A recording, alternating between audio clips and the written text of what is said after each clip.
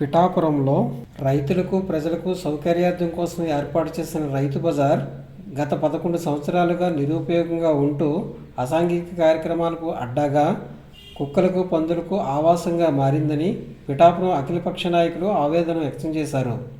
మన ఊరు మన బాధ్యత స్వచ్ఛంద సేవా సంస్థ అధ్యక్షులు కొండేపూడి శంకర్రావు, ప్రధాన కార్యదర్శి అల్లవరపు నగేష్ కలిసి నిరుపయోగంగా ఉన్న రైతు బజార్ను పరిశీలించారు. ఈ సందర్భంగా మీడియాతో మాట్లాడారు. మన పిఠాపురంలో రైతు బజార్ కోసం ఎన్నో ప్రయత్నాలు జరిగిన తర్వాత 2013లో ఈ రైతు బజార్ను నిర్మించడం జరిగింది. అప్పుడే ప్రభుత్వం వారు, ప్రభుత్వ ప్రతినిధులు దాన్ని ప్రారంభోత్సవం చేసిన తర్వాత దానికి ఎంచేత ఏదో ప్రతిఘటన రావడంతో అది అప్పటి నుంచి కూడా దాన్ని ఏ విధమైన వినియోగంలోకి రాకుండా దాన్ని ఆఫ్ చేయడం జరిగింది. అది కానీ ఏంటంటే ప్రభుత్వం వారి పాలసీ ప్రకారంగా ప్రతి మండలానికి కూడా ఒక రైతు బజార్ ఉండాలని చెప్పేసి ఒక ఆదేశాలతోటి, ఒక నిర్ణయంతో జరిగినటువంటి కార్యక్రమంలో భాగంగా పిఠాపురంలో కూడా రైతు బజార్ ఏర్పాటు చేయాలని చెప్పేసి ఎన్నోసార్లు మేము అన్ని అఖిల పక్షాల తరఫున కూడా నిర్ణయించుకోవడం జరిగింది.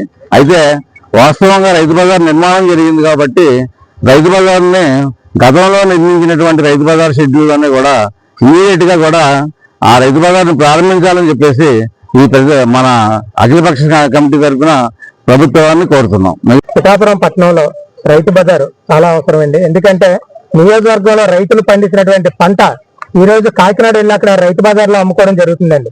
అక్కడ కాకినాడ వాళ్ళు, పిఠాపురం వాళ్ళు కూడా గొడవలు జరగడం జరుగుతుంది. మార్కెట్ యార్డుకు సంబంధించిన వాళ్ళు అడుగుతుంటే రైతు బజార్ ఆ రోజు 2011లో తీర్మానం చేశారండి. స్పెషల్ ఆఫీసర్ టైంలోనే కౌన్సిల్ తీర్మానం అయింది. తర్వాత వంగయ్య గారి టైంలో 2013లో దీన్ని శంకుస్థాపన చేసి మార్కెట్ యార్డు శాఖ నుంచి సంబంధించి సుమారు 35 లక్షల రూపాయలు వెచ్చించి ఇక్కడ మార్కెట్ యార్డు ఏర్పాటు చేయడం జరిగింది. దాన్ని ఎస్ఎస్ఎన్ వర్మ గారు 2015 4వ నెల 6వ తారీఖుని చంద్రరాజప్ప గారు, హోమ్ మినిస్టర్ అయినటువంటి చంద్రరాజప్ప గారి చేతుల మీదుగా దీన్ని ప్రారంభించడం జరిగింది. మళ్ళీ ఇప్పుడు మన పిఠాపురానికి హోమ్ మినిస్టర్, మన డిప్యూటీ సీఎం అయినటువంటి మన పవన్ కళ్యాణ్ గారు వచ్చారు కాబట్టి దీన్ని పునఃప్రారంభించాలని చెప్పి అఖిలపక్షం తరఫున మేము అందరూ కూడా డిమాండ్ చేస్తున్నాం. ఎందుకంటే ఇక్కడ అసాంఘిక కార్యకలాపాలకు అడ్డగా మారిపోయింది. సాయంత్రం అయ్యేసరికి గంజాయి రాయిలు ఎక్కువైపోయారు, అలాగే మందు తాగే వాళ్ళు ఎక్కువైపోయారు. మీరు ఇప్పుడు చూస్తుంటే మా వెనకాతల ఒక షెడ్ ఆక్రమించి ఒక వ్యక్తి వ్యాపారం చేసుకుంటున్నాడు. ఏంటని అడిగితే అందరి మీద తిరగబడేటువంటి పరిస్థితి. మేము పలానా ఓటు తాలూకా, మీరు ఏం చేస్తారు తీసుకోండి అనే పరిస్థితి తయారైంది. కానీ ఇక్కడ నియోజకవర్గానికి రైతు బజార్ చాలా అవసరం. గత జీవో ప్రకారం అక్కడ కోర్టు, ఇక్కడ ఉన్నటువంటి లేఅవుట్ లో ఉన్నటువంటి కొంతమంది దీన్ని కోర్టు చేయడం జరిగిందండి. ఆ లేఅవుట్ లో ఉన్నటువంటి విషయం ఒకసారి మీరు గమనిస్తే ఇక్కడ అండర్లైన్ చేశాం. అంటే పబ్లిక్ ఉపయోగపడే విధంగా వాళ్ళు లేఅవుట్ లోనే జీవో ప్రకారం public purpose like parks, play ground, schools are extra, అంటే ప్రజలకు ఉపయోగపడేది ఏదైతే కట్టొచ్చు అని చెప్పి జీవో ప్రకారం ఉంది. అంటే లేఅవుట్ లో ఇచ్చేటువంటి ఆ రూల్స్ ప్రకారం.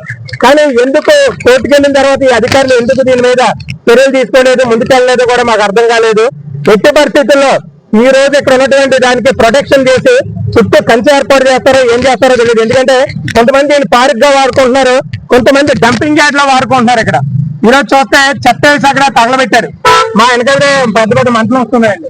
కాబట్టి షాపింగ్ లో ఉన్నటువంటి అన్ని కూడా అవన్నీ ఓపెన్ చేసి ప్రజలకు అందుబాటులో తీసుకొచ్చి ప్రజా ఉపయోగాన్ని నిమిత్తం ఇది ఇక్కడ ఉంచాలని చెప్పి అఖిలపక్షం తరఫున, ప్రజలందరి తరఫున కూడా మేము కోరుతున్నాం. ఇది తక్షణమే చర్యలు తీసుకుని ఓపెన్ చేయకపోతే దీని మీద న్యాయపరమైన పోరాటం కూడా చేయడానికి అఖిలపక్షం తరఫున మేము అందరూ కూడా సిద్ధంగా ఉన్నామని చెప్పి తెలియజేస్తాం.